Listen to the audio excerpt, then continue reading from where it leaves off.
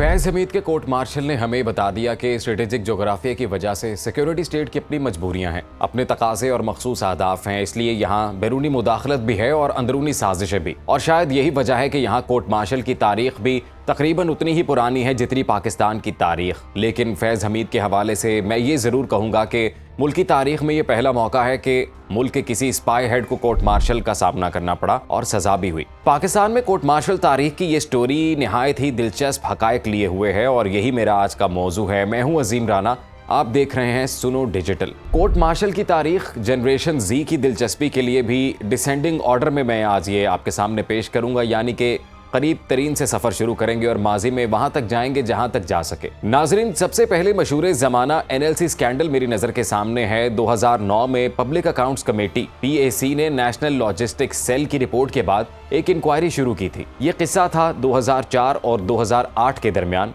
इदारे को पहुंचने वाले 1.8 बिलियन रुपए के नुकसान का। और ये नुकसान हुआ था कमर्शियल बैंकों की जानिब से ज्यादा शरह सूद पर कर्जे लेने से। पेंशनर्स के स्टॉक मार्केट में 4 अरब रुपए की सरमायाकारी हुई। इंक्वायरी में साबिक quarter master lieutenant general retired Khalid Munir Khan और lieutenant general retired M Afzal Muzaffar, NLC के मुताबिक director general retired major general Khalid Zaheer Akhtar और 2 शहरियों नजीबुर रहमान और सईदुर रहमान के मुलव्विस होने की निशानदही की गई। ये बताता चलूं कि उस वक्त क्वार्टर मास्टर जनरल NLC का इंचार्ज अफसर भी था। Army chief general Ashfaq Parvez Kayani ने PAC की रिपोर्ट पर मामला कौमी एहतसाब ब्यूरो को नहीं भेजा, बल्कि पाकिस्तान आर्मी एक्ट सेक्शन 94 के तहत मुल्जिमान के खिलाफ कार्रवाई का फैसला किया। नवंबर 2010 में आर्मी कोर्ट ऑफ इंक्वायरी का इजलास बुलाया गया और 2015 में तहकीकात ने यह नतीजा अखज़ किया कि 2 रिटायर्ड जनरल अफसरान और एक सिविलियन अफसर NLC के कवायद व ज़वाबित की खिलाफ वर्जी करते हुए सरमायाकारी के गलत फैसले करने के जिम्मेदार थे। दोनों जर्नैलों को आर्मी एक्ट के तहत सजा दी गई। खालिद जहीर को खिदमत से बरतरफ किया गया, जबकि अफजल मुजफ्फर को शदीद नाराजगी के साथ सजा दी गई। Lieutenant general retired Javed Iqbal का कोर्ट मार्शल भी एक अनोखा मामला था, जब 30 मई 2019 को field general court martial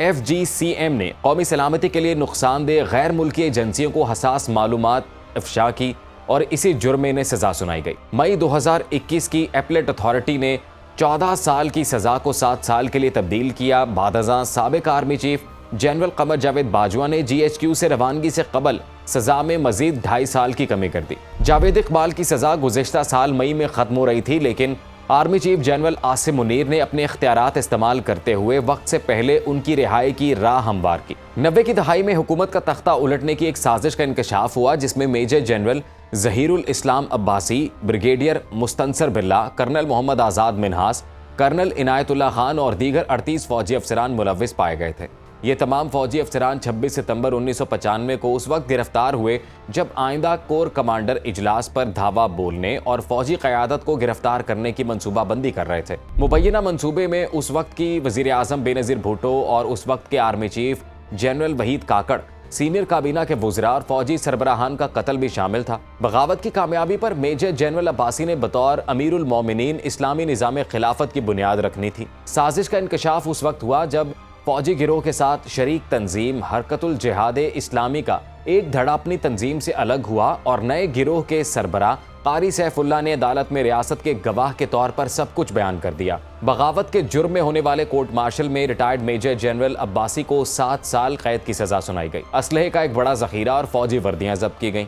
brigadier Mustansar बिल्ला को 14 साल और कर्नल मिन्हास और कर्नल खान को 4 साल कैद की सजा सुनाई गई। खिलाफत बगावत ने फौज को हसास कर दिया और फिर 2011 में ब्रिगेडियर अली खान को कलअदम तंजीम हिज़्बुल तहरीर से ताल्लुक़ के इल्ज़ाम में गिरफ्तार किया गया। मेजर इनायत अजीज़, मेजर इफ्तिखार, मेजर सुहेल अकबर और मेजर जवाद बसीर समेत 4 मुल्जिमान को 4 साल से 6 माह कैद तक की सजा सुनाई गई। ब्रिगेडियर खान को उनकी रिटायरमेंट पर 4 साल बाद रिहा किया गया।